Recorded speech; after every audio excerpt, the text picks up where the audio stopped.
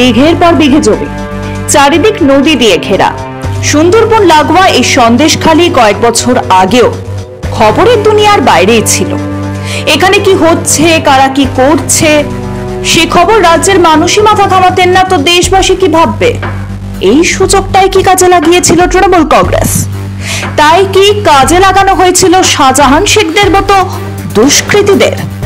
গোয়েন্দা তদন্তে যেসব তথ্য উঠে আসছে তার রীতিমতো চমকে দেওয়ার মতো। একসময় এই সব চত্বরে যে চাষের জমি ছিল তা ধীরে ধীরে দখল করতে শুরু করে শাহজাহান বাহিনী। চাষের জমির বদলে মাছের ভেড়ি যে বেশি মুনাফা দেয়, বাম জামানার শেষ দিক থেকেই তার স্বাদ পেয়ে গিয়েছিল সুন্দরবন লাগোয়া এই সব চত্বর। তৃণমূল ক্ষমতায় আসার পর এই জমি দখল করে মাছের ভেড়ি বাড়ানোর কাজের গতি আসে। বলা যায় প্রশাসনের মদতেই এলাকায় তৈরি হয় শাহজাহান সাম্রাজ্য। সেখানে যুক্ত হয় শিবু হাজরার মতো তৃণমূল নেতারা। পরের জমি বেআইনি ভাবে দখল করে তৈরি হয় ভেড়ি। এই ভেড়ি সাম্রাজ্য যখন একচেটিয়া হয়ে যায় তখন টাকা ইনকামের নতুন ধান্দা বার করতে থাকে শাহজাহান বাহিনী। মদত আসে শীর্ষ স্তর থেকে।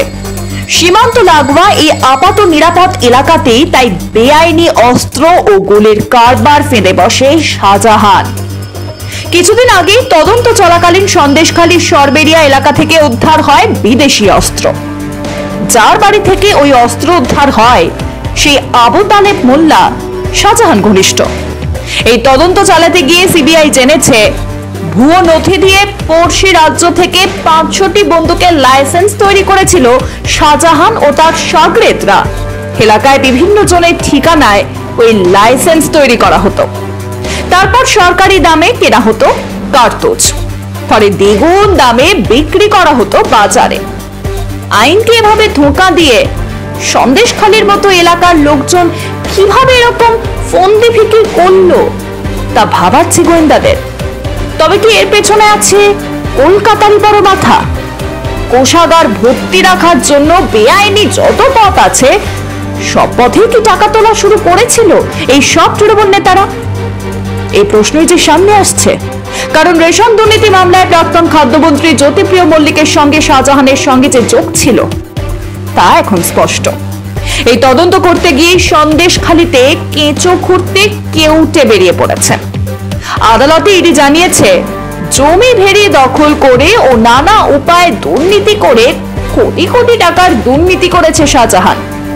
এরই মধ্যেই 260 কোটি টাকার হদিশ পাওয়া গেছে। সম্পত্তির পরিমাণ আরো বাড়তে পারে বলেই মনে করছেন গোয়েন্দারা। এই তদন্তেই আরেকটি তথ্য সামনে আসছে, তা হচ্ছে ড্রাগ চক্র।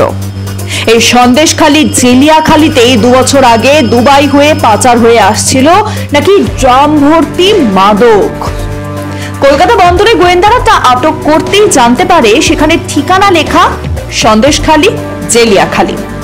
তদন্ত করে দেখা যায় যার নামে ওই ড্রাগ আসছিল তার ঘর বাড়ি দরিদ্র আস্তরণে মোড়া, একেবারে শতবিচ্ছিন্ন অবস্থা। বোঝাই যায় এদেরই নাম ভাঙিয়ে অন্য কেউ আনছিল। পুরোটাই পাচার করে আরো বেশি টাকার আমদানির ফিকির। কিন্তু এই পুরো চক্র কোথা থেকে চালিত হচ্ছে? পুরোটাই যে রহস্যে মোড়া। যেমন রহস্যে মোড়া এখানকার এক একটি চরিত্র। সন্দেশখালী শাহজাহান সম্পর্কে আপনাদের কি মত লিখে জানান আমাদের। আর প্রতিবেদনটি পছন্দ হলে লাইক করুন, শেয়ার করুন এবং অবশ্যই সাবস্ক্রাইব করুন। ব্যুরো রিপোর্ট, মাধ্যম।